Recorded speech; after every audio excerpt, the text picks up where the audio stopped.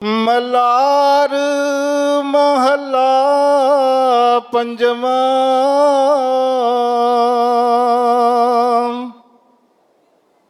गुर शरणाई सगल निदान।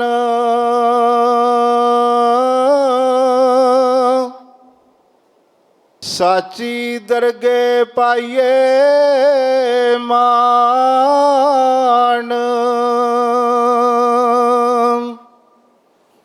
परम पौ दुख दर्द सब जाए।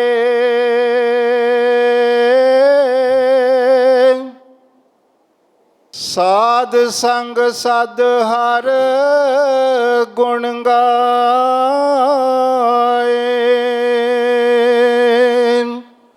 नानक नाम चढ़दी कला तेरे पानी सरबत दा भला। कितना सुंदर मुख वाक्य है और वातावरण भी देखो कितना सुंदर है। गुरु नानक नाम चढ़दी कला है तेरे पानी सरबत दा भला।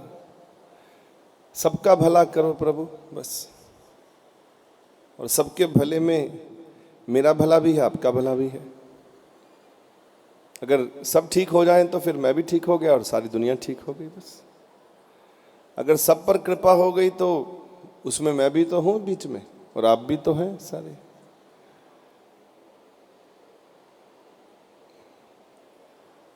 गुरुद्वारों में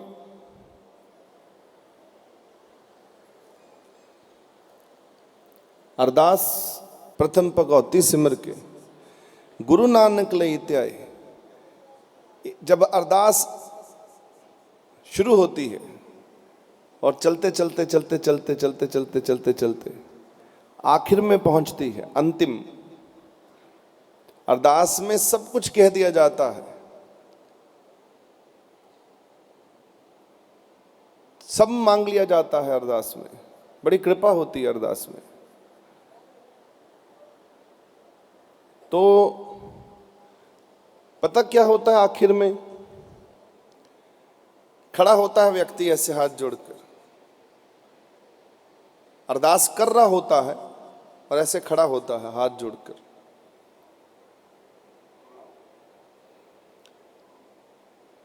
तो गुरु महाराज जी, धन गुरु ग्रंथ साहब जी महाराज जी कहते नहीं हैं कि मत्था टेक मुझे।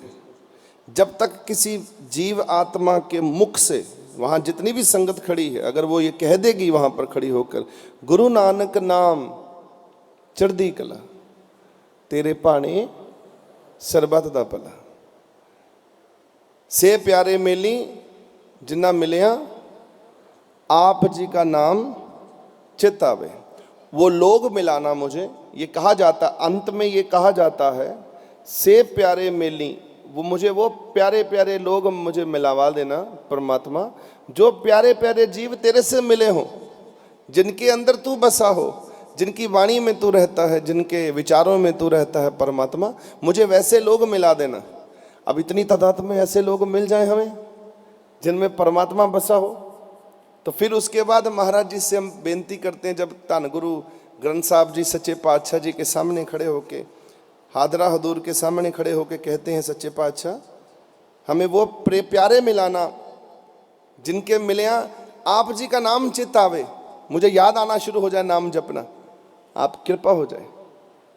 तो फिर उसी समय आज्ञा देते हैं, तो फिर जीवात्मा के मुख से निकलता है, गुरु नानक नाम चढ़दी कला तेरे पाने सरबत दा भला। सरबत दा भला। जब महाराज जी तक आप आवाज पहुंचा देते हो कि सरबत का भला मांग रहा हूं प्रभु, मैं अपना भला नहीं मांग रहा, मैं सबका भला मांग रहा हूं, पता फिर महाराज जी क्या करते हैं, खुश हो जाते हैं, आज्ञा देते हैं सेवादार को कि टेक लै मत्था हुण तो मेरे अगे। फिर असी मत्था टेकते हैं महाराज जी ने उस वक्त, और सजदा करन दी आज्ञा दे दिंदे ने, पुत्र झुका अपना सिर हुण मेरे अगे ते लै मेरे को ढेर सारा आशीर्वाद है। उदों असी मत्था टेकते हैं जदों साडे मुख तो निकलदा नानक नाम चढ़दी कला तेरे पाने। उससे पहले मत्था टेकने की भी आज्ञा नहीं है सेवक को, ऐसे खड़ा है हाथ जोड़कर बस। इतनी ताकत है इस मंत्र में, इस कृपामयी मुखवाक में, ब्रह्म मुखवाक अभी आपके मुख से निकला है। आप मांग रहे हो परमात्मा से कि प्रभु जो सर्वव्यापी है, घट घट का मालिक है, यहां भी रहता है, वहां भी रहता है, यहां भी रहता है, वहां भी रहता है, इधर भी रहता है, उधर भी रहता है, उसका कोई ठिकाना थोड़ी है कोई जो आप कहेंगे कि वो एक ही जगह पर बैठा होगा। मंदिर मिलेगा, गुरुद्वारा मिलेगा जी, और तो नहीं कहीं मिलेगा, नहीं, ऐसा नहीं है। अगर वो परमात्मा है तो फिर सब जगह वो बैठा हुआ है, घट घट में उसका वास है, पत्ते पत्ते पर वो रहता है, ये कण कण में रहता है। फिर हम दरबार में जाने की जरूरत क्या है, ये भी एक प्रश्न है हमारा कि यहाँ फिर बैठने की जरूरत क्या है जब परमात्मा सब जगह पर बैठा हुआ है। क्यों जाते हैं हम परमात्मा के लोगों में बैठने के लिए? क्योंकि हमें परमात्मा का रंग बार बार चढ़ता रहे और हमारा कभी रंग ना उतरे परमात्मा का, तब जाकर हम परमात्मा के लोगों में बैठना शुरू करते हैं कि प्रभु इस रंग में सदा रंगा रहूं मैं, कभी भी ये रंग मेरे से कभी नहीं उतरना चाहिए, मैं तेरे सेवकों में सदा बैठा रहूं, मैं तेरी संगत में सदा नाचता गाता रहूं, तेरी संगत के खुले दर्शन दीदार करूं, अपने घर को भूलकर, अपने बच्चों को भूलकर, अपनी माँ को, अपने बाप को, अपने घर वालों को, अपने सब काम धंधों को भूलकर थोड़ी देर के लिए मैं तेरा होकर बैठ जाऊं। ये आप उसका होने के लिए बैठे हैं यहाँ थोड़ी देर के लिए, बस मंदिर बनाने के लिए आए हैं अपने हृदय को आज, कि हम चलो आज रब का घर बना कर आए अपने शरीर को दोबारा से, खुद को ठीक कर कर आए। आज गाड़ियां भी जाती हैं रिपेयर होने के लिए, ये भी खराब हो जाती हैं, मशीन है अभी, इनको भी सर्विस स्टेशन पर भेजते हो इनकी सर्विस कराने के लिए। नहीं, आपके कपड़ों को भी आप धुलाई करने के लिए पानी के नीचे उतार देते हो कि लब भाई पानी धो दे मेरे कपड़ों को भी, क्योंकि कपड़े भी गंदे मैले हो जाते हैं, तो शरीर भी गंदा मैला होता है, रोज मैला होता है और रोज धोने की जरूरत है। तो कौन धोएगा? संगत में बैठ के मैं अपनी मैल को धोऊंगा। ऐसे ऐसे महापुरुषों के साथ बैठने का सौभाग्य मौका मिलेगा, जिन महापुरुषों के मैं दर्शन करूंगा, अपना जन्म सफल करूंगा। बस छोटे छोटे दुख तो ऐसे ही भाग जाते हैं, जो छोटे छोटे आपके ऊपर दुख आने होंगे कल परसों अगले महीने कुछ इस तरह से, तो वो तो ऐसे ही भाग जाते हैं कि तू परमात्मा की शरण में पहुंच गया है बंदे। अब दुख कहते हैं कि नहीं, अब हमारे जाने का समय आ गया, अब वो निकल जाते हैं आपके शरीर को छोड़ के वैसे घबरा कर, क्योंकि तू तो परमात्मा की शरण में बैठा है। नहीं, ऐसे ही भाग जाते हैं। रब दा डर इन्ना है, दुख भी भज जाते हैं। कमाल दी गल है, वेखो एडा रब दी कृपा है, जिसके सिर ऊपर तू स्वामी सो दुख कैसा पावे। दुख भी भाग जाते हैं जिसके सिर ऊपर स्वामी आ जाता है, जिस पर स्वामी का हाथ आ जाता है, जिस पर मेरा स्वामी मेहरबान हो जाता है, उस पर दुख भी भाग जाते हैं उसके जीवन से।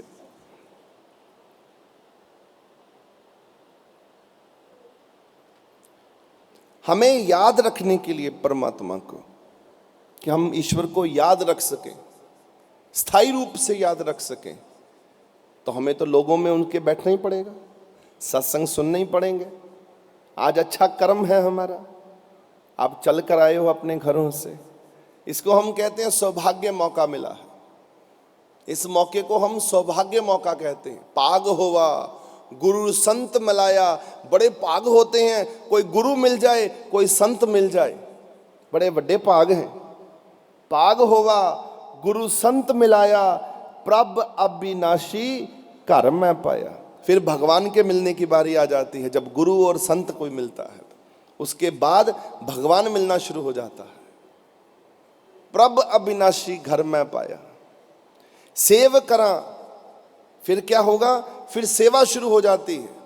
पहले तो आप अपने घर की सिर दर्द लेकर बैठे रहते हो, मैं घर में ये ले आऊँ, मैं घर वालों को खुश रखूँ, मैं घर में पोछे मारूँ, मैं घर वालों को पानी पिलाऊँ, मैं ये करूँ, अपने घर वालों को खुश करने में लगते हो। पर जब मेरा परमात्मा आपको मिल जाता है फिर समझ आती है यार सारा घर ही रब दा। ਹੁਣ ਤੁਸੀਂ ਇਹਨਾਂ ਭੈਣਾਂ ਭਰਾਵਾਂ ਨੂੰ ਕੀ ਕਹੋਗੇ ਜਿਹੜੇ ਤੁਹਾਡੇ ਨਾਲ ਬੈਠੇ ਨੇ, ਇਹ ਰੱਬ ਦੇ ਬੰਦੇ ਤੇ ਰੱਬ ਦੇ ਬੱਚੇ ਬੱਚੀਆਂ ਹੀ ਤੇ ਨੇ, ਮੇਰਾ परिवार ही तो है सारा। तो क्या आप ये कहोगे कि मैं अपने बाप को पानी पिलाऊंगा, आपको पानी नहीं पिलाऊंगा?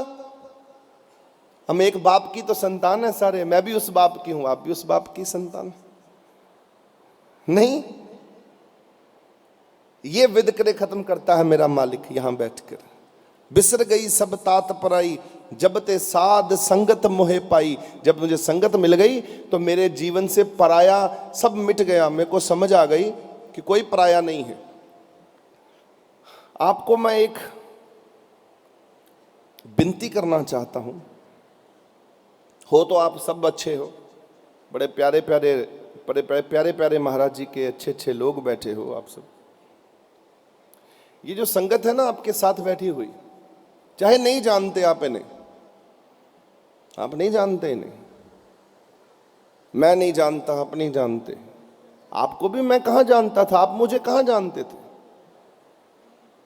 पर हमारे बीच में जो खड़ा हुआ है ना उसे भगवान कहते हैं। अच्छा एक मेरी बात का जवाब दीजिए, जब आपकी शादी हुई थी, जब आप लोगों की, एक तो रिश्ता है खून का रिश्ता, आपके भाई, आपकी माँ, बाप, बहन, ये खून का रिश्ता है कि नहीं? खून का रिश्ता है कि नहीं? सबके साथ। पत्नी के साथ खून का रिश्ता नहीं होता,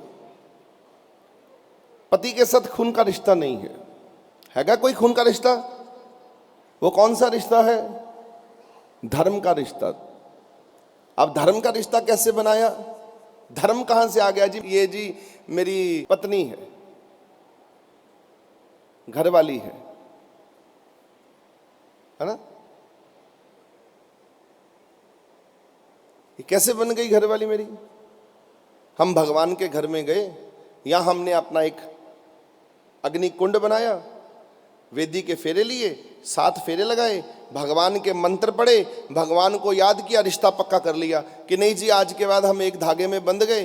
परमात्मा की स्तुति हुई, मंत्र पढ़े, संकल्प लिया कि हम एक दूसरे के धर्मी पति पत्नी हैं, धर्मी पति पत्नी हो गए। वहां से और रिश्ते आगे बढ़ गए। ऐसे ही जब मैं संगत में आकर बैठा, ना मैं आपको जानता हूं ना आप मुझे जानते हो, तो यहां पर हमारे बीच में भी परमात्मा है, धर्म है, ईश्वर है, हमारा रिश्ता मजबूत हो गया।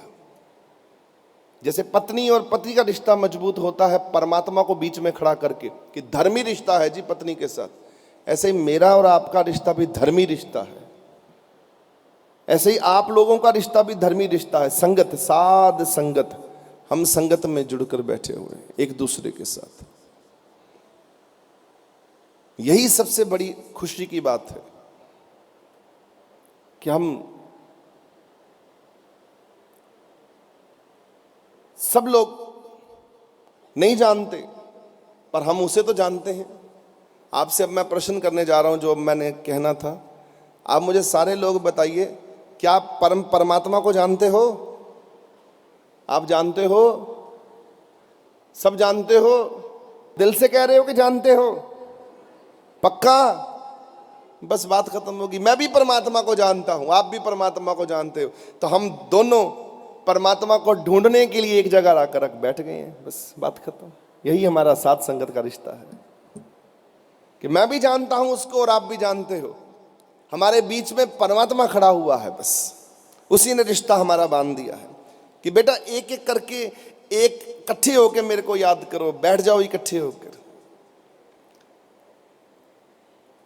इकट्ठे होकर मुझे पुकारो, जाओ एक जगह इकट्ठे होकर बैठो, संगत बनकर बैठो। हा, ये कारण है यहां पर बैठने का। और यहीं नहीं बैठना आप लोगों ने, आपने वहां पर पहुंचना एक दिन उस जगह पे। यहीं से वो सफर शुरू होता है वहां पहुंचने का। एक मंजिल जब प्राप्त होती है वो हमारे पड़ाव से होती है। हमने यहाँ से अगर हरिद्वार जाना है, मान लो आपने हरिद्वार जाना है, तो हरिद्वार जाने के लिए आपका पहला पड़ाव कौन सा आएगा? गाजियाबाद। गाजियाबाद से कहाँ जाएंगे? मेरठ जाएंगे, मोदी नगर जाएंगे। फिर आगे कौन सा गांव का कौन सा आएगा? मुजफ्फरनगर। फिर आगे क्या आएगा? रुड़की, है ना? ऐसे करते करते आप अपने हरिद्वार में जाके पहुंचेंगे। सीधा हरिद्वार नहीं आएगा, पड़ाव आएंगे बीच में। अमृतसर जाना है, यहाँ से शुरुआत करी है। सबसे पहले आपका कौन सा शहर आएगा? यहाँ से निकलते ही आपका आएगा पानीपत, सोनीपत, गरोंडा, करनाल, अंबाला, कुरुक्षेत्र।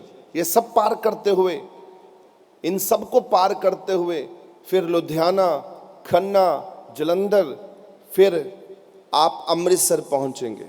ये सब पार करते हुए ऐसे ही परमात्मा तक पहुंचने के लिए ये भी एक पड़ाव है साथ संगत का। इसे भी पार करना ही होगा हर इंसान को। इस पड़ाव से पार होना है, तभी मंजिल तक पहुंचेंगे। ये भी एक पड़ाव है। सत्संग भी एक पड़ाव है। सत्संग में भी हमें बैठना एक पड़ाव है कि हमें परमात्मा तक जाना है।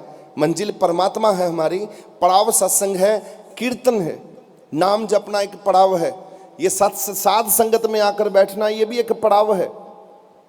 आज आप परमात्मा तक पहुंचेंगे, मिलन भी होगा परमात्मा का। कैसे होता है मिलन? ईश्वर की कुछ बातें धीरे धीरे से समझ आती हैं हम लोगों को, थोड़ा महसूस हो जाता है, खुश हो जाएगी आत्मा। बस ऐसे टच करके वापस आएगी परमात्मा को, एकदम ईश्वर से मुलाकात करते हुए वापस आएंगे। चलो, मैं आपसे एक विनती कर देता हूं, बच्चों को भी सेवा में लगाया करो। कुछ लोग इस तरह से करते हैं, मैंने ये देखा है और आपसे ये बांटना चाहता हूं। कुछ पेरेंट्स अपने बच्चों को अच्छे बच्चे बनाना चाहते हैं कि अच्छे बच्चे बने। वो अच्छे बच्चे कैसे बनेंगे? वो कभी भगवान का नाम ले लें, रब का नाम ले लें। यहीं बैठे पेरेंट्स, यहीं बैठे जो लोग हैं, यहीं बैठे जो माँ बाप हैं, वो डांटना शुरू कर देते हैं उनको, बच्चों को। और ये कम नहीं आना तुहानू, पढ़ लो, पढ़ाई कम आनी है, सत्संग कम नहीं आना है, और कीर्तन कम नहीं आना, छड़ दो। बच्चों नू खुद रब तो तोड़ दो तुसी। एक गल मैं तुहानू ये भी कह देवां, पढ़ाई तो ज़्यादा रब ने कम आना जे। मैं तुहानू दस दिता जी अज, जे पक्की गल जे। पढ़े लिखे लोग कुछ नहीं कर सकते रब तो बिना। रब वाले लोग सब कुछ कर सकते ने। पढ़ाई तो एक सिर्फ ज्ञान है जो आपको समझना होता है, बस जाकर वो समझना जरूरी है। बच्चों को पढ़ाई सिखानी बहुत ज़रूरी है। उनका अनुशासित करना, उनको खड़े करना, उनको लिखाना, पढ़ाना, ताकि वो कुछ बन जाएं, कैरियर बन जाए। वो किसी के आगे मोहताज ना रहे, किसी के आगे हाथ ना फैलाना पड़े। किसी को पुराने ज़मानों में हमारे बुज़ुर्गों का बहुत उनका निरादर होता रहा है, क्योंकि पढ़ाई लिखाई करते नहीं थे। तो कोई भी कुछ भी अंगूठे लगवा लेना, किसी से कुछ भी करवा लेना। तो ये पढ़ाई लिखाई करने के बाद इंसान सयाना हो गया, इंटेलिजेंट हो गया। पढ़ेगा, लिखेगा, कुछ अकल काम करेगी, बुद्धि काम करेगी, बैठना उठना आएगा। ये पढ़ाई की निशानियां हैं। पर अगर आप उसका एक ये पहलू लेकर चलें कि नहीं तेरे काम सत्संग, सत्संग सत्संग ना सुनो, पढ़ाई कर ला, तेरे काम पढ़ाई नहीं आना, गलत गल्लां ने। और तू डेरे ना जा, ओए पढ़ाई कर ला, ये गलत गल्लां ने। ये गल्लां ना करया करो।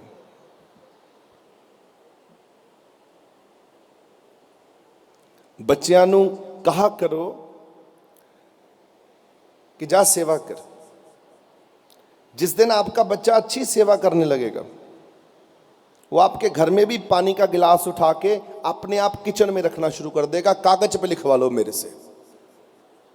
ना करना शुरू कर दे तो त्रिलोचन दास यहीं बैठा हुआ है, बोल दीजिएगा मुझे। जिन बच्चों को आप सेवा में डाल दोगे, जा आप झाड़ू पोछा मार, वो सेवा करना शुरू कर देंगे बच्चे बच्चियां। वो जब घर में जाएंगे ना, वो अपने घर में भी वही उत्साह से भाग दौड़ के बर्तन उठा उठा के रखेंगे। झाड़ू पोछा मारना भी शुरू कर सकते हैं, उनको सिखाने की जरूरत नहीं है, वो अपने आप सीख जाएंगे। संगत की सेवा इतनी ताकत है, शक्ति है संगत की सेवा में। घर में भी जाकर वही रूप हो जाएगा। जहाँ सत्संग समझ आने लगा, भगवान की बात समझ आने लगी, वहाँ तो दुनिया की बात तो अपने आप ही समझ आनी शुरू हो जाएगी। जिस बच्चे के दिमाग में भगवान बस गया, जिसको भगवान का आदर करना आ गया, वो सोच सकते हो कि वो आपका निरादर करेगा, वो माँ बाप को कुछ गलत मलत बोलेगा। रब दी एडी वड्डी कृपा है परमात्मा दी कि जो रब अंदर बैठ गया ते असी ते परमात्मा दे एडे प्यारे बंदे बन गए, सारी दुनिया का आदर सत्कार करना शुरू कर दिता। तुसी एक गल दसना, इत्थे जिन्ने भी माँ बाप बैठे ने जिन्हां दे बच्चे सेवा विच लग गए, जिनके बच्चे सेवा में लग गए, संगत में लग गए, अच्छी सेवा कर रहे हैं, संगत अच्छी कर रहे हैं, अब मुझे बताइए, खुद ही बता दीजिए, उनमें कितना फर्क पड़ चुका है। क्या वो बच्चे वो रहे हैं जो बच्चे पहले हुआ करते थे? वो बताइए मुझे, बताओ भाई, आप खुद जानते हो। आपके बच्चे जो सेवादारी में लग गए, जो बच्चे आपके अच्छे अच्छे सेवक बन गए, अभी नाम देकर आया, वहाँ सब काफ़ी संगत ऊपर नाम लेने के लिए व्याकुल बैठी थी। वहाँ 2 बच्चे भी बैठे थे, एक की उम्र होगी मेरे ख्याल से 5 साल की, एक की उम्र होगी 6 साल की। और मैंने कहा इन्हीं का कल्याण होना है। एडी की उम्र में ही जिन्होंने नाम ले लिया, वो 50 साल में कहाँ पहुँचेंगे? सोचो जरा। जो इतनी उम्र में नाम जपने लग गई रूहें, आत्माएं, वो 50 साल होते होते कहाँ पहुँचेंगी वो आत्माएं? पूछो तो सही। मैं छोटा सा 27 दिन का था जब मुझे मेरे प्रभु ने, मेरे गुरु ने मुझे नाम की दात दी थी, 27 दिन का। और 9 साल की उम्र में मुझे ये सेवादारी मिल गई। क्यों मिल गई सेवादारी? नाम मिला मुझे 27 दिन में, आधा घंटा नाम जपा मेरे धन गुरु दर्शन ने मेरे कान में, और नाम जपते हुए मत्थे पर हाथ मलते हुए मुझे आशीर्वाद दिया कि नामी बनाता सी इनू। उन्होंने ये कहा, मेरी माँ ने कहा कि आप इन्हें आशीर्वाद दो इस बच्चे को कि ये बड़ा होकर डॉक्टर बने। अब गुरु महाराज जी पता क्या कहते हैं? कहते हैं बनेगा तो ये संत, और कहते हैं चोटी का संत बनेगा। आशीर्वाद भी दे दिया, देखो चोटी का संत बनेगा। ये तुरताम से चोटी का संत बनकर आया है, वही बनेगा। करेगा ये डॉक्टरों वाले काम, पर बनेगा ये संत, और संत बनकर डॉक्टरों के काम करेगा। आज देख लो गुरु प्रसाद का वही काम बन गया, देख लीजिए कमाल। ये देखो गुरु सहज सभाए हैं, गुरु के शब्द।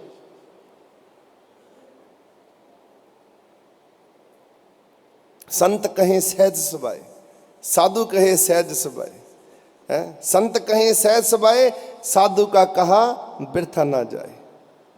वचन दे दिया। मेरी माँ ने क्या, डॉक्टर बनेगा, इनू डॉक्टर का आशीर्वाद दो, डॉक्टर बने बड़ा होके। आशीर्वाद देंदे नाल नाम बख्श देंदे ने, ते कह देंदे ने आशीर्वाद दे के, रहेगा ते चोटी दा संत, करेगा ते संत वाले काम, पर तेरे डॉक्टर वाले काम भी नाल नाल करेगा। डॉक्टर भी वेख लो, वो जिहड़ा आशीर्वाद दिता अज फलीभूत हो रहा, देख लो तुहाडे सामने ही है। अब पढ़ाई करी मैंने कोई नहीं, ये तो कृपा है। वो जब आशीर्वाद दे देता है, वो चाहे तो कुछ भी बना देता है, वो कुछ भी कायाकल्प कर देता है। ऐसे मेरी तरह से कितने बच्चे होंगे जिन पर अभी आशीर्वाद देना होगा मेरे परमात्मा ने, आपके बच्चों पर खुश होकर आशीर्वाद देगा वो आपको। और बच्चों पे तो ऐसे बरसता है मेरा प्रभु, पूछो मत। आप जब आते हो बच्चे लेकर गोद में, जब आप सब लोग इकट्ठे होकर आते हो और कहते हो कि आप इसका नामकरण करो, आप मेरे से नामकरण क्यों करवाते हो? कभी सोचना आप लोग। आप खुशी से आते हो इतनी दूर से घर से चलकर कि नहीं महाराज जी नामकरण करेंगे, हमारे संत नामकरण करेंगे, हमारे बाबा नामकरण करेंगे। ये मन में सोच के आते हो कि चलो हम नामकरण होगा आज हमारे बच्चे का। और मैं जब उसको गोदी में उठाता हूँ, उससे आंखें मिलाता हूँ, उसको देखता हूँ और भगवान से पूछता हूँ, प्रभु ये क्या करने आया है, ये आत्मा क्या करने आई है संसार में? आपको पता है सब। अब आप उसको ऐसा नाम दे दो, ऐसा नाम रख दो कि वो इसी नाम से ही आगे बढ़ जाए। बस उसका नामकरण ऐसा हो कि बस वो दुनिया का भला करना शुरू करते हैं। आपको पता नाम में कितनी ताकत होती है? जब मेरा नाम रखा था ना, मेरे गुरु ने हाथ धो रहे थे, कीर्तन समाप्त करके हाथ धो रहे हैं, हाथ शुद्ध कर रहे हैं, सुच्चे कर रहे हैं हाथ। उसी वक्त एक आदमी हमारे घर के सामने रहता था, एक मिस्त्री, वो साइकिल पर सवार होकर भाग कर गया महाराज जी को बताने के लिए कि बाबा जी खुशखबरी मैं सुना दूं। तो पता क्या कहते हैं गुरु महाराज जी? अभी उसने साइकिल रखी है अपनी और अभी अंदर दरबार में घुसाई है, उधर से वो नलके पर हाथ धो रहे थे, तो धोते धोते देखा भी नहीं पीछे, आवाज दे दी उस बंदे को, कहते मिस्त्री तरलोचन भगत आ गया।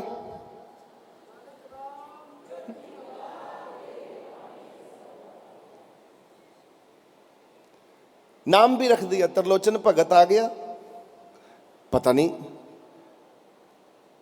ऐसे साधु हैं, ये संत होते, महापुरुष होते, और नाम रख दिया तरलोचन। तो मैं अपने नाम से वाकिबकार होना चाहता था हमेशा कि मेरा नाम त्रिलोचन रखा है, त्रिलोचन, 3 आंखों वाला। तो तीसरी आंख का मतलब क्या होता है? इसका अर्थ होता है मैंने अपनी ध्यान लगाना है तीसरी आंख पर, आज्ञा चक्र पर, और सहस्रा चक्र तक, परमात्मा तक पहुंचना है। तो इसका मूल, नाम का मूल अर्थ क्या हुआ कि तू कुछ और मत कर जीवन में, अपनी तीसरी आंख पर ध्यान गड़ा के रख और ध्यान लगा के रख, अपना ध्यान परमात्मा में लीन करके रख, तुझे बाकी सब कुछ मिल जाएगा, इसी से सब कुछ मिल जाएगा। ये नाम की कृपा है। आप लोगों का नाम भी इसी कारण से रखा गया है, घर वालों के मुख से। कोई घर से रखवाता है, कोई गुरु ग्रंथ साहब जी महाराज जी के चरणों में खड़ा होता है, कहते पहला अक्षर निकलवाओ, तो फिर वहां पर भाई जी से पहला अक्षर निकलवा के चलो, फिर वो उसका नाम रख देते हैं। नाम का मतलब होना चाहिए। धन गुरु नानक देव जी महाराज जी का मैं आपको एक साखी सुना देता हूं। धन गुरु नानक देव जी महाराज जी जब पढ़ाई करने के लिए, छोटी उम्र में उनको पिताजी ने पढ़ाई कराने के लिए काजी साहब को बुलाया, फारसी सिखाने के लिए। तब फारसी जो थी इंटरनेशनल लैंग्वेज हुआ करती थी। जैसे आज पूरी इंटरनेशनल लैंग्वेज कौन सी है? आज इंग्लिश। आज अंग्रेजी सीखनी बहुत जरूरी है, क्योंकि पूरे विदेशों में, पूरे देश विदेशों में इंग्लिश होती है। जो ज़्यादा चलती है भाषा, उसको सीखना जरूरी होता है। उस वक़्त सारी दुनिया में फारसी का जोर हुआ करता था, फारसी ज़्यादा जोर था, क्योंकि राजे महाराजे फारसी ज़्यादा रखते थे, सारे पेपर वर्क फारसी में होते थे, सरकारी नियमों के अनुसार फारसी बहुत ज़्यादा प्रचलित थी। तो प्रचलित भाषा जो होती है वो हमें सीखनी पड़ती है उस समय में। गुरु नानक देव जी महाराज जी को फारसी सिखाने के लिए काजी साहब आए घर में, और धन गुरु नानक देव जी महाराज जी ने जब फारसी सीखनी शुरू करी, तो उसमें उन्होंने पहला प्रश्न पूछा उस काजी साहब से कि अल्फ, बे, पे, से, ये सब होता है फारसी में। जैसे हम ऊड़ा, एड़ा, ईड़ी, फिर होता है का, खा, गा, ऐसे अलग अलग तरीके से कैसे होता है। वो इंग्लिश में होता है ए, बी, सी, ऐसे एक एक अल्फाज को सीखते हैं, फिर उसके बाद उसके शब्द बनते हैं एक दूसरे से मिलकर। ऐसे ही फारसी का जो अल्फ़ाबेट्स हैं, जो फारसी के जो शब्द हैं, वो शुरू होते हैं अलफ, बे, पे, से, ऐसे करके। तो काजी साहब ने पूछा कि अलफ, बे, पे, से ऐसे करके पाठ करो, लिखना भी है और साथ में इसको याद भी करो। काजी साहब ने धन गुरु नानक देव जी महाराज जी से कहा। तो गुरु नानक सच्चे पातशाह कहते हैं काजी साहब को कि काजी साहब, आप मुझे अलफ का मतलब समझाएंगे, अलफ का मतलब क्या है? काजी साहब कहते हैं कि पुत्र, अलफ का तो कोई मतलब नहीं होता। बे का मतलब क्या है? कहते बे का भी कोई मतलब नहीं। अब आपसे कोई पूछे का मतलब क्या, आप बोलोगे का तो कोई मतलब नहीं। का से जब मतलब जुड़ेंगे, किताब बनेगा, का, किताब, ता, बा, तो उसका मतलब होगा किताब है, किताब निकाल के दे दी। ये जी मतलब कि ये एक बोतल है ना, तो मतलब ऐसे करके बन जाते हैं इकट्ठे होकर। अगर बे का मतलब है तो बे का कोई मतलब नहीं है। ए का क्या है, बी का क्या है? आपको पूछा जाए ए का मतलब क्या है, बोलेंगे नहीं पता। बी का नहीं पता, सी का जी पता ही नहीं होता, इसका मतलब थोड़ी हो सकता। का क्या मतलब है, खा का क्या मतलब है? हाँ, शब्दों से शब्द जुड़ते हैं तो फिर मतलब बनते हैं। पर धन गुरु नानक देव जी महाराज जी ने पता क्या कहा काजी साहब को? कहते हैं कि काजी साहब, अगर अलफ का कोई मतलब नहीं, बे का कोई मतलब नहीं, पे का कोई मतलब नहीं, से का कोई मतलब नहीं, बेमतलब के शब्द मुझे मत पढ़ाना। मैं बेमतलब के लिए संसार में नहीं पैदा हुआ, मैं तो मतलब के लिए आया हूं, किसी कारण से आया हूं, बेमतलब के लिए नहीं संसार में आया। मतलब बता दो, मैं पढ़ लूंगा। काजी साहब उठ के चले गए पिताजी को कहने, पिता कल्याण दास को, कि ये नहीं पढ़ सकते, ये तो मुझे पढ़ाना शुरू कर दिया इन्होंने, तो ये नहीं पढ़ सकते। फिर एक पांदा बुलाया, पांदा मतलब पंडित जी, पांदा जी बुलाए, उनसे कहा कि आप इन्हें ऊड़ा एड़ा, प्राकृतिक भाषा थी उस समय जहां पर वो रहते थे धन गुरु नानक देव जी महाराज जी। राय भौं की तलवंडी जो थी, आजकल उस शहर का नाम पड़ गया ननकाना, नानक आना, जहां नानक जी आए थे, नानक आना, ननकाना। ननकाना साहब में बहुत खूबसूरत गुरुद्वारा भी है, पाकिस्तान में रह गए हैं। उस समय जब पांदा जी को बुलाया गया तो पांदा जी ने भी आकर उस वक्त उस जगह पे प्राकृतिक जो भाषा थी वहां पर पंजाबी बोली जाती थी, तो पंजाबी पढ़ाने के लिए पांदा जी आए। पांदा जी ने कायदे पे लिखा ऊड़ा एड़ा ईड़ी सस्सा हाहा, तो महाराज जी ने इनकार कर दिया। पहले पांदा जी बताओ इसका मतलब क्या है? पांदा जी कहते जी इसका मतलब तो कोई पुत्र जी होता नहीं है। नहीं, पांदा जी कहने लगे कि ये तो बेमतलब के, इनको तो जोड़ के मतलब बनता है। बोले नहीं, अगर ऐसे होता है तो मैं नहीं पढ़नी, फिर मैं नहीं पढ़ना। महाराज जी ने इनकार करता, नहीं मैं पढ़नी। तो फिर पिताजी को गए, तो पिताजी ने क्या कि ये नहीं पढ़ सकते, इन्होंने मैनू पढ़ाता, ये नहीं पढ़ सकते।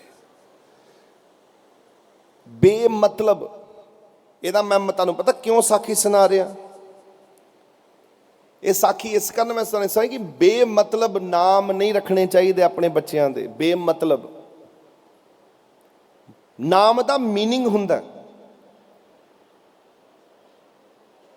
और इतना जबरदस्त मीनिंग होता है, उसके गुण भी उस नाम में हो जाते हैं। अगर आप नाम रख दें, नाम कोई ऐसा वैसा रख दो, आपका बच्चा भी वैसा ही हो जाएगा। और ईश्वर की तरफ से जो नामकरण आता है ना, वो परमात्मा प्रकृति खुद ही नामकरण कर देती है, परमात्मा ही नामकरण रखती है। ये जीवन के तुम्हारे नामकरण के अर्थ हैं जो तुम्हें खुद ही ढूंढने हैं और उस पर चलना है। ये अपने बच्चों को ये शिक्षा दो, सबसे पहले अपने नाम का मतलब पता करो भाई, फिर अगे बढ़िए। और अगर नहीं मालूम तो किसी संत से पूछ लो, डिक्शनरी लेके पूछ लो, उसमें अपना शब्दावली में ढूंढ लो, उस पे पहले वर्कआउट करो। कहीं उसमें कमी रह गई, आप आगे नहीं बढ़ सकते। परमात्मा कहेगा तू अपने नाम दे गुण नहीं, तुसी रब दा नाम धरिया, रब नूं कहंदे गोविंद। क्यों कहते हो रब को गोविंद? क्यों कहते हो? क्योंकि गोविंद, गो कहते हैं पूरे संसार को। गो का मतलब है संस्कृत में सृष्टि। गो का क्या मतलब होता है? सृष्टि। ये संस्कृत है गो, सृष्टि। गोविंद जिसमें वो बैठा हुआ है, गोविंद। अब आप बताइए कि ये मतलब परमात्मा को चढ़ता है कि नहीं चढ़ता? ये गुण परमात्मा में है कि नहीं है कि वो बैठा हुआ है कि नहीं, घटघटवासी है कि नहीं है? बता दीजिए। तभी तो परमात्मा को गोविंद कहा है। प्रभु तुम बैठे हो, कण कण में बैठे हो, इसलिए तुम्हें गोविंद कहा है। अब गोपाल कहा है, गोपाल। गोपाल का क्या मतलब है? गो मतलब सृष्टि, और सृष्टि की जो पालना करता है, जो ध्यान रखता है अपनी सृष्टि का, पालनहार, गोपाल। अब आप मुझे बताइए, क्या हम परमात्मा को गोपाल कह सकते हैं? वो पालना करता है अपनी सृष्टि की, बस बात खत्म हो गई। इसका मतलब परमात्मा के जितने भी नाम रखे गए हैं उस पे परमात्मा खरा उतरता है, और जितने नाम हमारे रखे गए हैं उस पे हम खरे नहीं उतरते, क्योंकि हम उसी में ही थड़क जाते हैं। तो हम अगले परमात्मा के नाम का क्या अर्थ प्राप्त करेंगे? आप भी अपने नाम के मतलब समझने लगो, क्या क्या नाम के मतलब है, और उस पर खरे उतरो, उस नाम की बुलंदी करो, उस नाम की जीत प्राप्त करो, उस नाम को पूर्णता समझने की कोशिश करो कि मुझे नाम क्यों मिला है, और मैं उस नाम पर खरा उतरता हूं कि नहीं उतरता। क्या वो नाम से मैं पूरी तरह से शक्तिशाली हूं, उस नाम से मैं भरा हूं कि नहीं भरा। ये सतपाल है, ये जो फोटो खींच रहा है मेरी, सतपाल सिंह, सत्य की पालना करने वाला, सत्य धारण करने वाला, सत्य पे खरा उतरने वाला। जहां ये झूठ बोलेगा वहां इसकी जीवन की खराबी हो जाएगी। यहीं बचना होगा इसको बस, कि सत्य की पालना जहां ना हो सके वहां ये खराब होगा, उसके जीवन की खराबियां शुरू हो जाएंगी। तो सबसे पहले इसे सत्य की पालना पर चलना होगा। सत्य की पालना पहला, इसका पहला मूल धर्म बन गया है। बाकी आप मालिक हैं, आप सयाने हैं, समझदार हैं, आप समझ लीजिए कि आपको महाराज जी क्या कहना चाहते हैं। बेमतलब मत दुनिया में आओ, बेमतलब मत जियो, बेमतलब कुछ मत करो। कारण से जन्म हुआ है, ये कारण ढूंढो, इस कारण को पूरा करना है हम सब ने। आप यहां कारण से आके बैठे हो, आज महाराज जी ने मालो माल करना है, कारण यही है। घर जाना है तो कोई कारण होगा, जीवन में सुबह उठकर जब नींद जल्दी खुल जाए तो कोई कारण है। आज परमात्मा ने नींद जल्दी खुला दी, रात को नींद जल्दी आ गई तो वो भी कोई कारण है। कारण को मत खराब करो। जब नींद आ जाए तो सो जाओ, उठ जाओ तो उठ जाओ। खुशी आ जाए, भगवान को याद करने का मन हो तो उस वक्त इतना याद करो, आहा, परमात्मा खींच डाल रहा है, खींच रहा है परमात्मा अपनी तरफ आपको। बस कारण है, हर चीज का एक कारण है। बिना कारण के संसार में कुछ नहीं होता। दुख भी आया ना आपके जीवन में, ये भी कोई कारण है।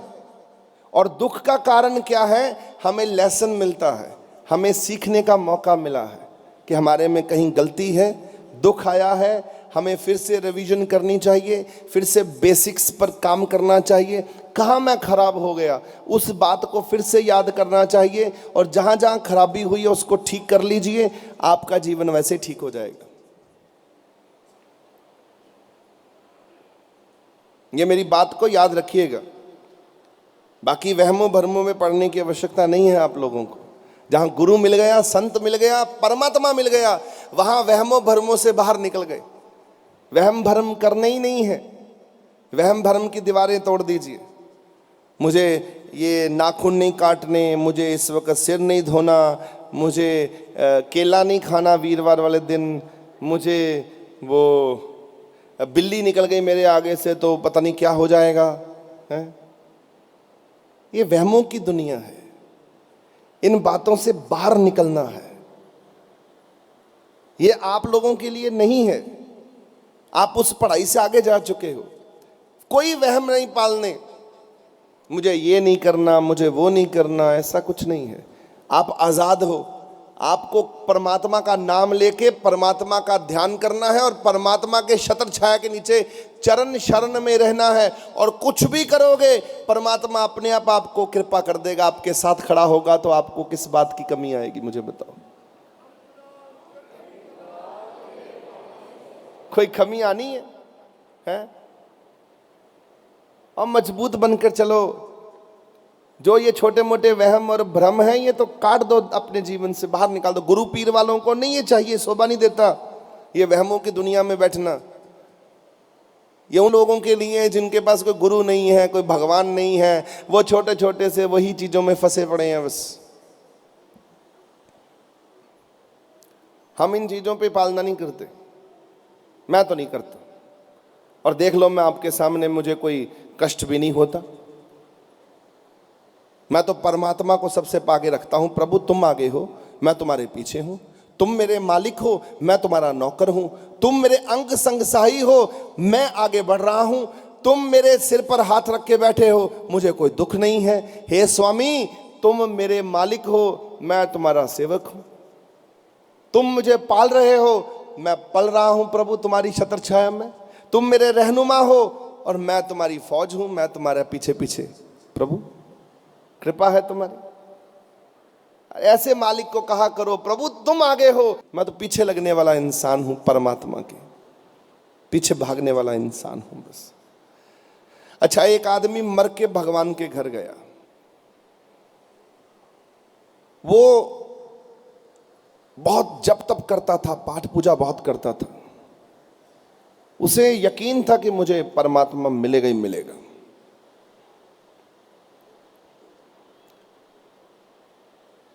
धर्मराज ने देवदूत भेज रखे थे।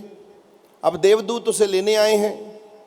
देवदूतों ने कहा कि ये रास्ता जो जाता है स्वर्ग को, बैकुंठ को, ये रास्ता जाता है नरक को। तो वो स्वर्ग वाले रास्ते पर जाकर खुद ही खड़ा हो गया। और देवदूतों ने कहा कि माफ करिए, आपका रास्ता ये स्वर्ग वाला नहीं है, ये तो आपका रास्ता नहीं है। आपका जो मार्ग है वो नरक वाला है, आप इधर आके खड़े होइए। देवदूतों को बोलता, नहीं, तुम्हें कहीं गलती लगी है, मुझे नरक मिलेगा, ऐसा हो नहीं सकता। यकीन से मैं कहता हूं, मुझे स्वर्ग मिलेगा, मुझे वैकुंठ मिलेगा, मुझे नरक नहीं मिल सकता। बोला, कैसे तुम यकीन से कह सकते हो कि तुम्हें नरक नहीं मिल सकता? कहता कि मैंने सारी उम्र तीर्थ किए, मैंने एक एक पंक्ति वेदों की, शास्त्रों की रट ली। आप मुझसे पूछो, मुझे एक एक श्लोक याद है। मैं जपता रहता हूं 24 घंटे। सुबह भी मैं पाठ करता हूं, सुबह सुबह उठ जाता था, मैं पाठ करता था, आरतियां गाता था, शाम को भी, रात को भी, दोपहर को भी करता था, सब कुछ करता हूं। तो बताओ मुझे, उतनी देर में एक आदमी आ गया, उसका नाम, वो मुसलमान था, उसके साथ भी ऐसी घटना घटी। वो भी कहने लगा कि मुझे तो जन्नत नसीब होगी, मुझे तो जहन्नुम नहीं मिलेगा, मुझे तो जन्नत मिलेगी। मैं भी 5 वक्त का नमाजी हूँ, अल्लाह ताला को मानता हूँ, और देखो वेशभूषा वैसी है, वैसा ही रहता हूँ, ये है। और मैं हज भी गया हूँ, मैंने कितनी बार हज किया है, मैं पाक हो चुका हूं। नाम भी मैंने अपना बदल के हाजी रख लिया है। देवदूत ने कहा कि नहीं, तुम्हें भी जन्नत नहीं मिलेगी, तुम्हारा भी रास्ता जन्नत का नहीं जाता। अब दोनों का बड़ा अजीब सा हुआ। लेके गए जी कचहरी में, जहाँ परमात्मा की कचहरी होती है, और वहाँ जाकर इन दोनों सज्जनों का हिसाब किताब होना है। अब हिसाब कैसे हुआ? उस फकीर से, उस बंदे से पूछा गया, जो बंदा पहले कहना मैं बहुत तीर्थ करता हूँ, मैं ये किया वो किया। मैंने नाम भी अपना चेंज करके तीर्थ रख दिया, नारायण तीर्थ रख दिया मैंने अपना नाम। और दूसरा आदमी कहता देखो मैंने अपना नाम हाजी मोहम्मद रख दिया, मैं हज बहुत करता हूँ। अब उनका हिसाब किताब लेता है परमात्मा। अब कैसे लेता है अब देख लीजिएगा, शायद हमारे साथ भी कुछ ऐसी घटना घटती हो। पहले तो वो बात करता है नारायण तीर्थ की कि भाई तुम पहले आओ, तुमने ये नाम रखा जो तीर्थ बड़े करे हैं तुमने तीर्थ सुना सुना के कि मैंने बहुत तीर्थ किए हैं, मैंने बहुत तीर्थ किए हैं, नारायण तीर्थ नाम रख दिया। इस नाम का तुमने बहुत कुछ एनकैश कर लिया। एनकैश का मतलब होता है लूट लिया है। पहले ही तुमने लोगों को कह कह कर कि मैं बहुत तीर्थ करता हूँ, मैं बहुत व्रत रखता हूँ, मैं बहुत ये करता हूँ, तो लोगों से तुमने वाहवाही पहले ही बहुत ले ली है। वो तुम्हारा अब कर्म नहीं रहा, तुमने अपने कर्म संसार में पहले ही ले लिए हैं। हमारा यही काम है सबका। और मैं बड़ा सत्संगी, वेखो मैं बड़ा उत्थे जाना, लोगों को वाहवाही करा ली। हुण रब ने थोड़ी वाहवाही करनी है, या तो लोग वाहवाही करनगे या परमात्मा वाहवाही करेगा। ये जो करते हो सत्संग कीर्तन शब्द बाणी, ये जो तीर्थ करते हो, ये बताना थोड़ी किसी को, शोर थोड़ी मचा, ये तो खुद को बदलाव है, खुद को बदलने की लीला है। आप जब घर जाओ सत्संग सुन के तो आप बदले बदले से लगने चाहिए। तो आपको कोई व्यक्ति देखे कि आप बहुत अच्छे हो गए हो, आप मुस्कुराते रहते हो, आप अच्छी बोली बोलते हो, अच्छी वाणी है, अच्छा जीवन है, तो आप हाथ जोड़ के बोलो नहीं ये मेरे परमात्मा ने मुझे बदल दिया, बस ठीक है। अपनी वडियाई मत गाओ, लोगों को ये मत बोलो नहीं जी मैं तो बस सत्संग में लीन रहता हूँ, मैं तो सुबह शाम सत्संग सुनता हूँ, मैं सुनता हूँ सत्संग। आप कौन होते हैं सत्संग सुनने वाले भाई? Who are you to listen and hear सत्संग? कौन है आप जो भगवान का नाम लेने वाले? आप कौन होते हो? यही तो मैं खड़ी है, मैं करता हूं। तो जब आप कहोगे मैं करता हूं ये, तो फिर आपको परमात्मा उसका फल नहीं देगा, क्योंकि आप अपने आप को कह रहे हो कि मैं ये कर रहा हूं। नहीं, आपको सदा ये सोचना है कि मैं सत्संग नहीं सुन रहा, मुझे तो परमात्मा ने बुलाया है कुछ ठीक करने के लिए, सुधारने के लिए। मेरा नंबर पहले आ गया है, अभी संसार का कईयों का नंबर नहीं आया, अभी उनको वहीं पर रहना है। मेरा नंबर पहले आ गया, मुझे परमात्मा ने पहले बुला लिया, मुझे संवारने के लिए, सीधा करने के लिए। मेरा जीवन सीधा करना है, मुझे ठीक करना है। ये बातें किया करो।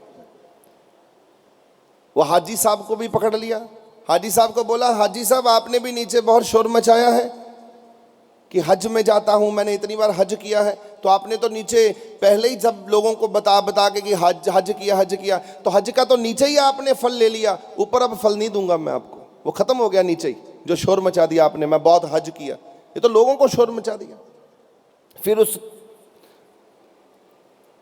बंदे को पकड़ लिया, नारायण तीर्थ को। प्रभु ने बोला कि अब तुम्हारा ऐसा है, तुमने नीचे जो पाठ करते थे ना, तो पाठ करते थे तो वो भी लोगों को दिखावा कर करके करते थे। लोग अगर ज़्यादा बैठे हैं तो ज़्यादा पाठ करना, जो देखने वाले आए हैं तो भीड़ आई है तो ज़्यादा लगे रहना। ध्यान तुम्हारा पाठ में नहीं है, तुम्हारा ध्यान कहाँ पर है? लोगों में, लोग देख रहे हैं, क्योंकि तुमने लोगों को ये दिखाना है कि तुम बहुत धार्मिक हो, तुम्हारे अंदर बहुत शक्तियां आ चुकी हैं, तुम भगवान का बहुत ध्यान करते हो। तो तुम भगवान का ध्यान करते हो तो लोग तुम्हारे आगे उतना हाथ जोड़ के बैठेंगे, हाँ जी हाँ जी हाँ जी, ये बहुत बढ़िया, बहुत ऊपर है, बहुत ऊपर के दर्जे की बात करता है। जान के माला जपते रहते हैं लोग, उनका ध्यान माला में या भगवान में नहीं होता, वो जान के लोगों को दिखाते हैं कि आप बहुत बड़े हैं। वो बड़ापन अपना साबित करते हैं, उसमें फल कोई नहीं मिलेगा उन लोगों को। ये भी मैं आपको कागज पे लिख के दे देता हूँ, ये जो माला फेरने का बेकार है, ये दिखावा करना। जिਵੇਂ धन गुरु नानक देव जी महाराज जी ने वो नमाज पढ़ने वाले जो थे, जब गए नमाज पढ़ने के लिए तो उसको नवाब को टोक दिया। नवाब साहब को कहा आप तो नमाज पढ़ नहीं रहे, तो मैं कहाँ से नमाज पढ़ूँ आपके साथ। तो काजी साहब को कहा कि आप भी नमाज नहीं पढ़ रहे, तो मैं कहाँ से पढ़ूँ नमाज आपके साथ। और रब की पूजा, रब का ध्यान पता कैसे करना है, किसी को पता ही ना चले कोई ध्यान भी कर गया है। उसको याद कैसे करना है कि खुद को भी ना पता चले मैं याद कर रहा हूं परमात्मा को। अगर आपने परमात्मा से फल प्राप्त करना है, दान कैसे देना होता है, इस हाथ से दान दिया जाए, इस हाथ को ना पता चले कि मैंने कोई दान डाला है। आपको पता ही ना चले कि आपने कुछ अच्छा कर्म कर दिया है। एक बेटी मुझे कल कहती है, कहती जब आप सत्संग करते हो तो आपको क्या महसूस होता है। मुझे याद आ गई उसकी बात। आप जब सत्संग करते हो और आप बाद में सुनते तो होंगे। मैंने कहा हाँ, कभी कभी मैं सुनता हूं अपना सत्संग, कभी कभी। तो कैसा लगता है? हम तो आपका जब सत्संग सुनते हैं तो रोना आ जाता है, आपके सत्संगों में चोट लगती है हमारे हृदय पे। पर आपको कैसे लगता है? मैंने इसको कहा, मैंने कहा पुत्र जब मैं सत्संग करता हूं ना, अगर मेरे से तुम पूछ रहे हो कि मैं सत्संग करने के बाद अपना सत्संग अगर सुनूं तो कैसा लगता है, तो मैं पता कैसे सुनता हूं, मैं भी तुम्हारी तरह सुनता हूं।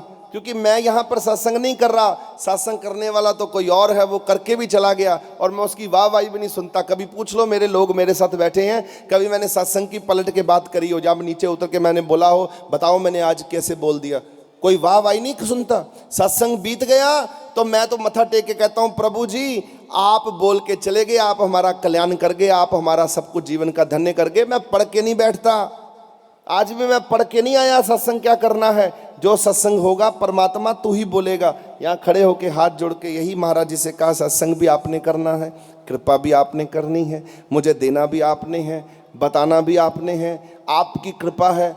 मैंने कहा मैं तो अहंकार तब करूं अगर मैं बोल रहा होता हूं। तो पुराने समय की मैंने ना कुछ पढ़ के अगर मैंने बोलना चाहा, मान लो काफ़ी साल हो गए, पहले शुरू में, तो अगर मैंने कुछ याद करा हो या कुछ पढ़ा हो या कुछ ऐसे ऐसी चीज़ें करी हो, तो मैंने अपने आप को तैयार किया हो कि मैंने सत्संग में ये कहना है। आपको मैं एक सच बताने जा रहा हूँ, उस दिन सत्संग ही नहीं हुआ मेरे से, सत्संग ही नहीं हुआ।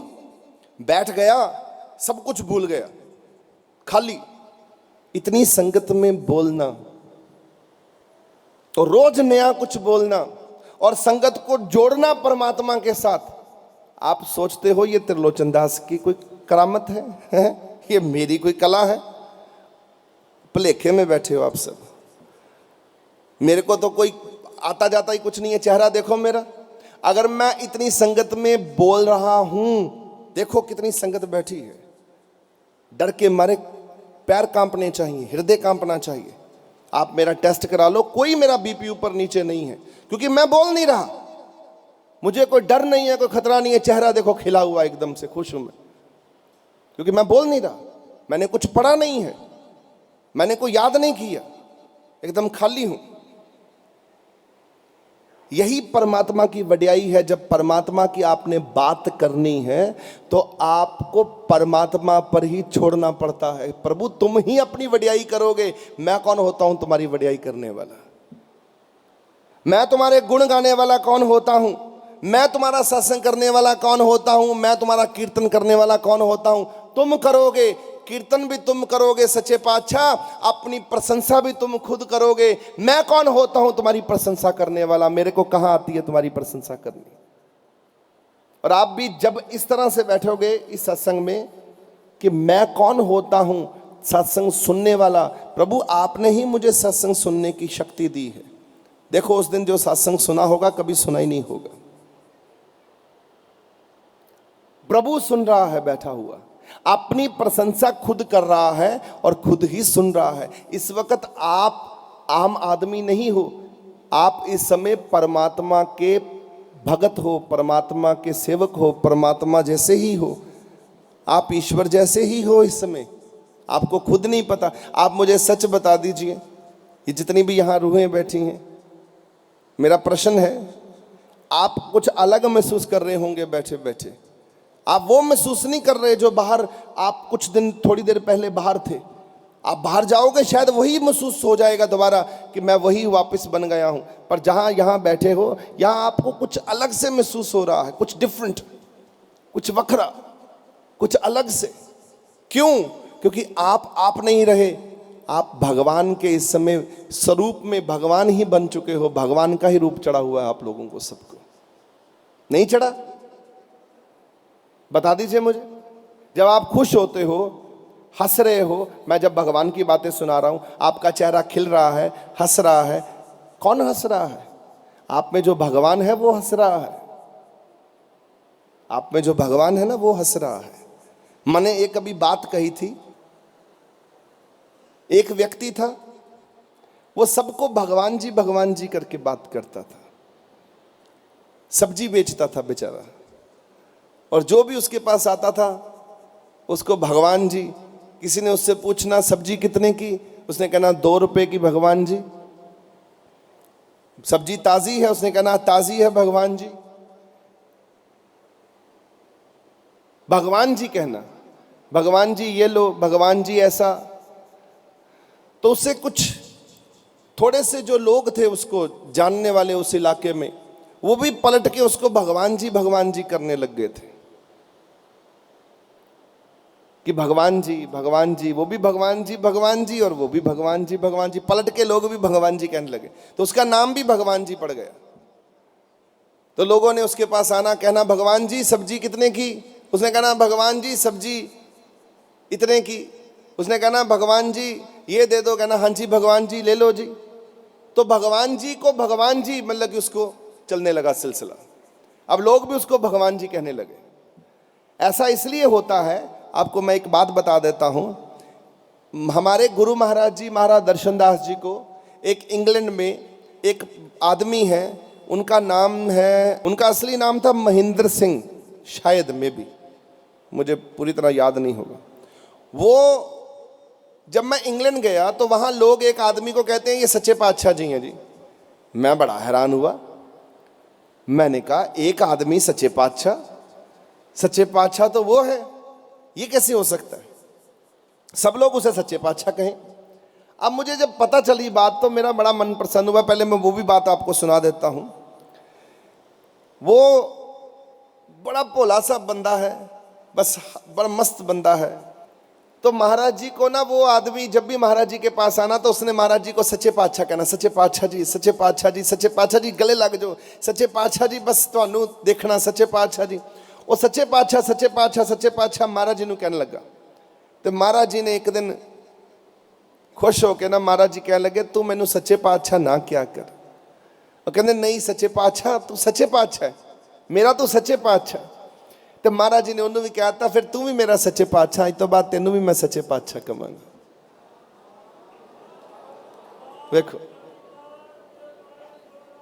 हर का सेवक सो हर जिहा, भेद ना जानियो मानक देहा। कि मनुख देही की भेदभाव में मत पड़ो कि ये मनुख है। महाराज जी कहते हर का सेवक सो हर जिहा, रब का बंदा रब जैसा होता है। महाराज जी को उसने कहा सच्चे पातशाह, वो महाराज जी ने भी उसको कह दिया तू भी सच्चे पातशाह है। सारा इंग्लैंड उसको सच्चे पातशाह कहता है, सारी संगत उसको सच्चे पातशाह कहने लगी। अब मैं भी उसको सच्चे पातशाह कहने लगा।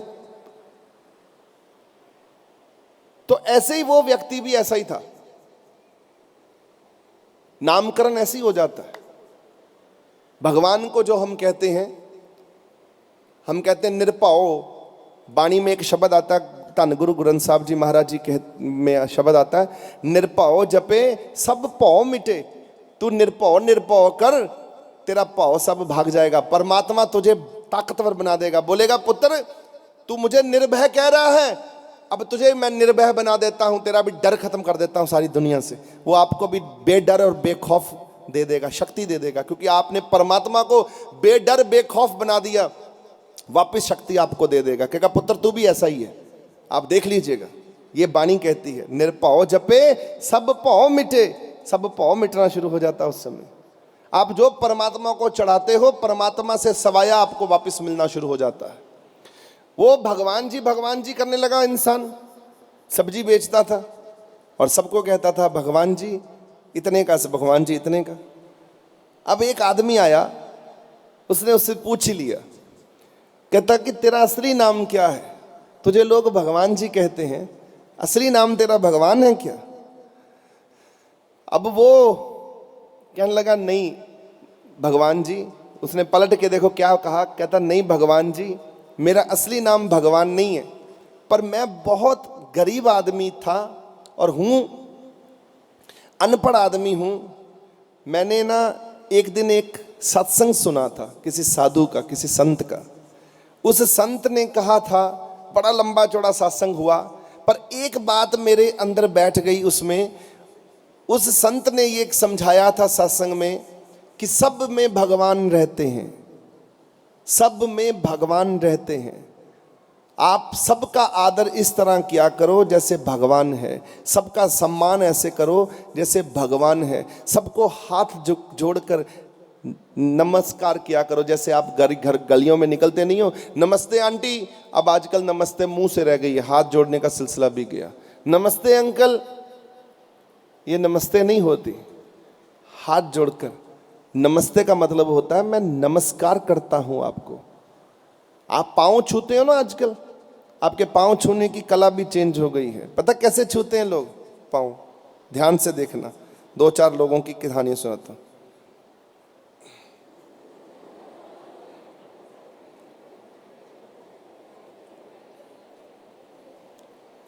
ऐसे अकड़े रहेंगे, ऐसे अकड़े रहेंगे, उनका पोस्चर देखा करो मुड़ने। अब उनको ये बताओ कि ये हाथ से ये आप ये कर रहे हो, ये क्या सिस्टम है आपका? मतलब कि आपका हाथ यहां पर लगा रहा हूं मैं, या आपके कहीं पर, वो गोडों में नहीं हाथ लगाते, वो यहीं कहीं हाथ लगा देते हैं कि आपकी जेब कहीं भाई इधर उधर है, वो मेरे पास आने वाली है। मेरे साथ भी कुछ ऐसे लोग कर देते हैं। मैं ऐसे खड़ा होता हूं, आते हैं,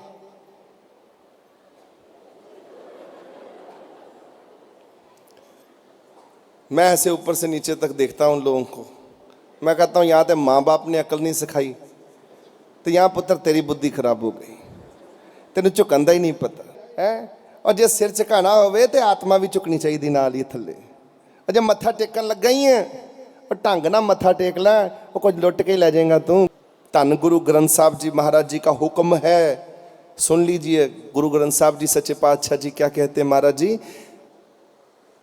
ऐसी कृपा मोहे करो, कैसी कृपा करो? संता चरण, संत हो और उनके चरण हो, संता चरण, फिर हमारो माथा, मेरा मत्था हो। आहा हा हा, संत के चरण हो, मेरा मस्तक हो, मेरा मत्था हो।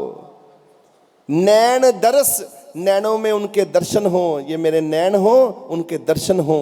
तन तूड़ पड़ो, मतलब तन की जड़ी धूड़ है वो तन के उत्ते पवे। आहा हा, प्रभु ऐसी कृपा करो, ऐसी कृपा मोहे करो। मैं शब्द कई बार गाया करता हूं, ये वाला बाणी का शब्द है, ऐसी कृपा मोहे करो, ऐसी कृपा मोहे करो, संता चरण हमारो माथा, संता चरण हमारो माथा। नैन दरस तन तूड़ परो, ऐसी कृपा जी कृपा, ऐसी कृपा जी कृपा, ऐसी कृपा मोहे करो। पंचम पातशाह जी, धन गुरु ग्रंथ साहब जी सच्चे पातशाह महाराज जी का फरमान है। और मत्था टेकन लगा, हाँ जी टेकन लगा, और सिर अपना थले लै जा, लुट लै उन्होंने जिन्हों मत्था टेकन लगा, लोटी लै। लुटन की भावना रखो कि मैं लोटी लवां, अज छड्डा ही कख ना।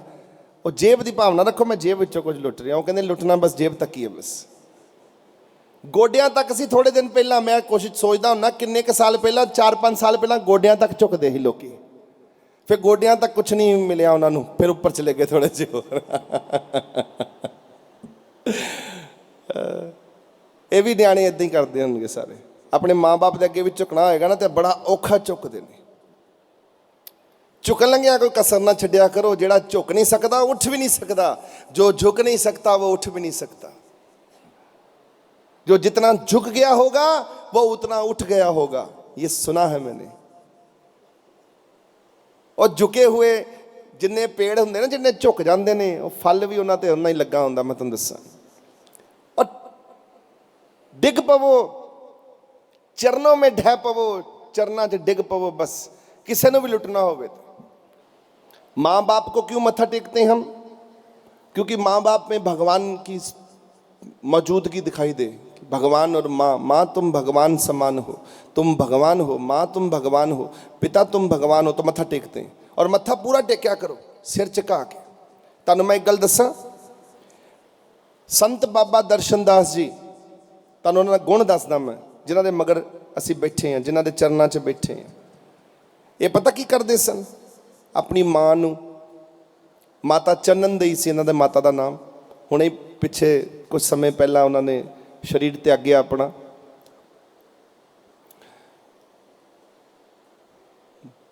हजूर जदों अपनी माँ नू मिलते सन ना, भावें दिन विच 2 वारी मिलन, पूरा पूरा थल्ले झुक के पैरां भार, सिर थल्ले रख के कदमां ते मत्था नहीं सी टेकदे, चरनां दे उत्ते मत्था नहीं सी टेकदे। पता की करते सन? अपनी दाढ़ी लेंदे सन ते अपनी माँ दे चरण साफ करते ही दाढ़ी दे नाल।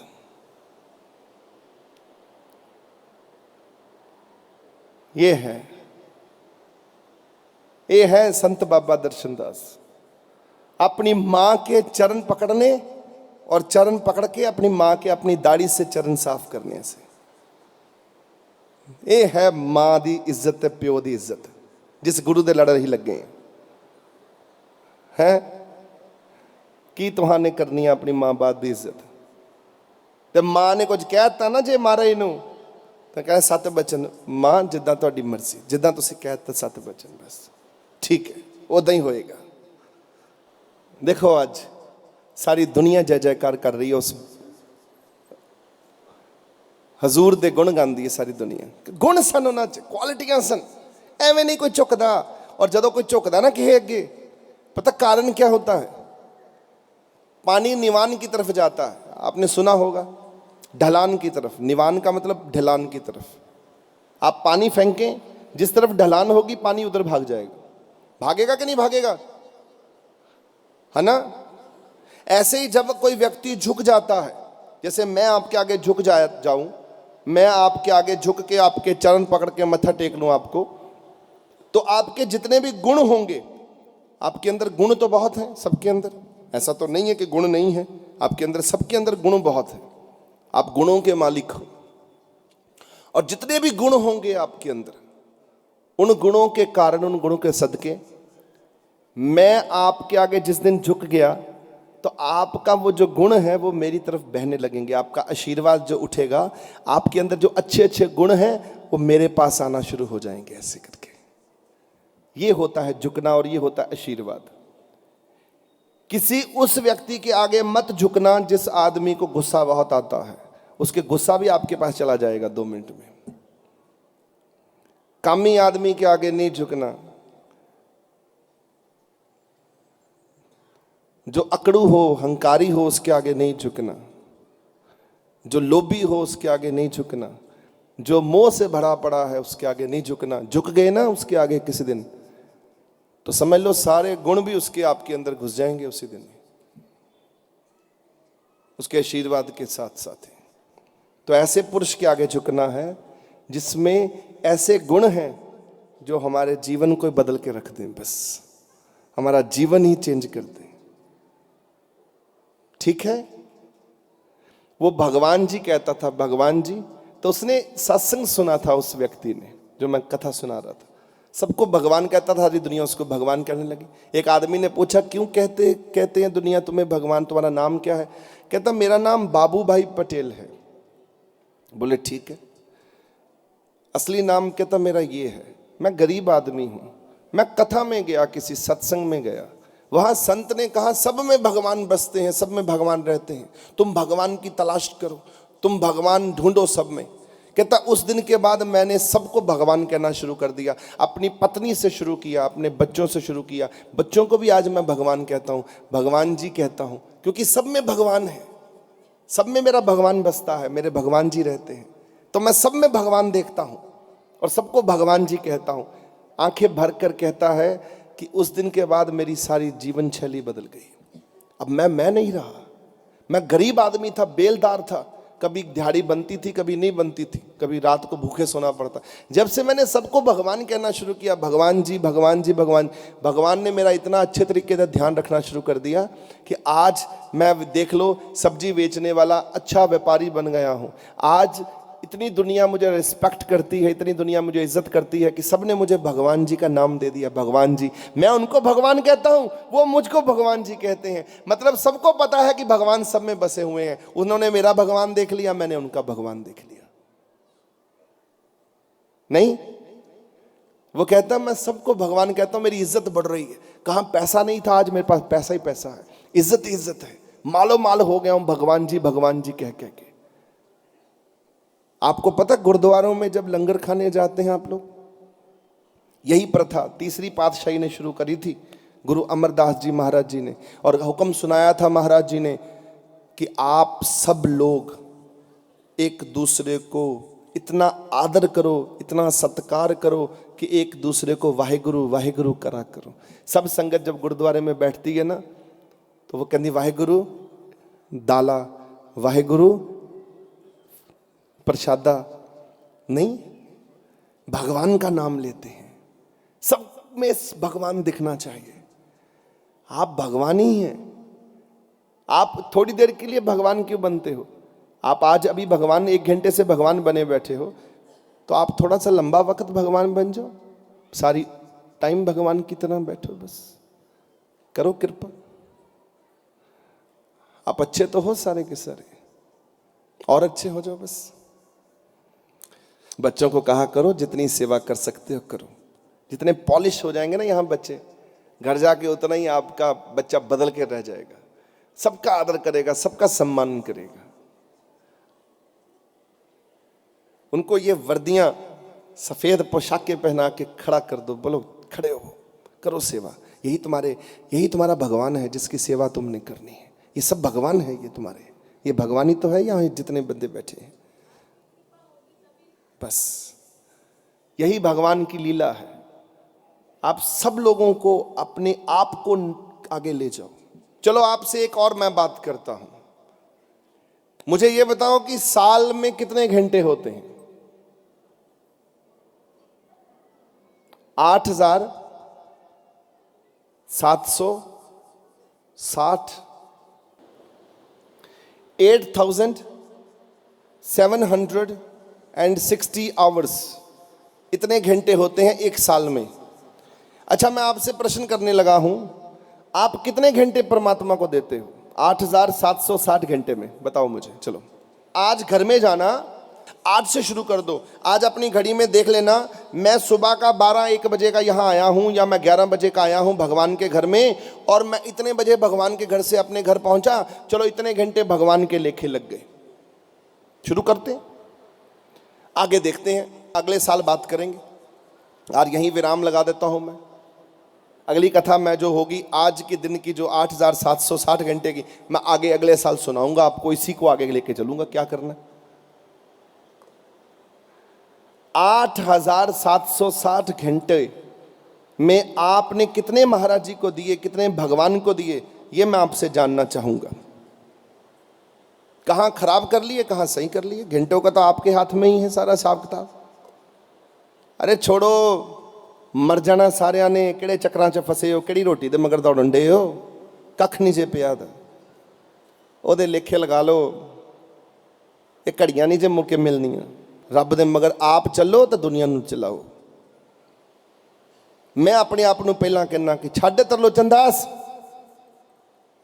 और दावा करता हूं अपना घर नहीं बनाया, आज तक अपना घर नहीं बनाया, अपना कोई महल नहीं डाला, अपने लिए कुछ नहीं सोचा, क्योंकि इस सोच में सिर्फ मेरा परमात्मा बस गया है। और 24 घंटे सोच ऐसी आती है कि हे प्रभु तुम्हारे लिए कुछ करना है, तुम्हारे लिए कुछ करना है, तुम्हारे लिए ही कुछ करना है। कि मरने से पहले पहले तुम्हारे लिए कुछ करना है प्रभु। पता नहीं मैं कर रहा हूं कि नहीं कर रहा, पर अपने आप को तैयार कर रहा हूं कि करूंगा तुम्हारे लिए सच्चे पातशाह। सुबह उठता हूं तो सोचना शुरू कर देता हूं, प्रभु मैं तुम्हारे आज क्या काम करूं, प्रभु मैं तुम्हारे लिए आज क्या करूं, सच्चे पातशाह हुक्म करो आज मैं तुम्हारे लिए क्या करूं। तो परमात्मा अपने आप मेरे पे कृपा कर देता है, सारा दिन मेरा उसके नाम से निकलता है। रात को सोते वक्त भी बोलकर सोता हूं, प्रभु सपने में भी अपने से दूर मत कर देना, सपने भी तुम्हारे आने चाहिए, कोई और ना आ जाए सपने में, कोई और ना खींच के ले जाए मुझे, प्रभु तुम्हारे पीछे पीछे भागना चाहता हूं सपने में भी, वो भी कर्म मेरा अच्छा कर्म बन जाए, शुभ कर्म बन जाए बस। और बेनती करता हूं कि 8,760 घंटे हैं, 8,760 आवर्स हैं। Let's start a new life with कि हम इस घंटों में से कितने घंटे परमात्मा को देते हैं। रोज नोट करो कितने घंटे मैंने परमात्मा को दिए। करेंगे रोज नोट, रोज के रोज शाम को डायरी लगा लें, सुबह से सोच लें आज मैंने 2 घंटे परमात्मा को दिए, नोट करके रख लिया। कल मैंने 2 घंटे परमात्मा को दिए, नोट कर लिए। परसों 4 घंटे दिए, 10 घंटे दिए। हम साल बाद आंकड़ा मिलाएंगे कितना हमने घंटे दिए परमात्मा को, फिर देखना परमात्मा उसके बदले में क्या देता है आपको।